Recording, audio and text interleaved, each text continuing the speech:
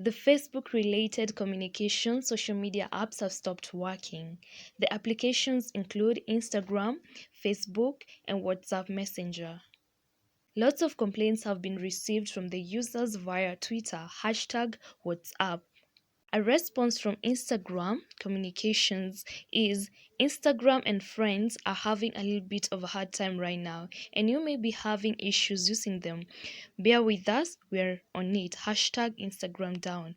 From Facebook, we are aware that some people are having trouble accessing our apps and products. We are working to get things back to normal as quickly as possible, and we apologize for any inconveniences. WhatsApp. We are aware that some people are experiencing issues with WhatsApp at the moment. We are working to get things back to normal and we will send an update here as soon as possible. WhatsApp users are advised to be patient since the connection will be re-established. However, the error message on Facebook suggested that it was a DNS error. The DNS that has led to the outage always allow web addresses to reach their destinations. There you have it. Remember to like, subscribe, share and comment. Check out my other uploads too.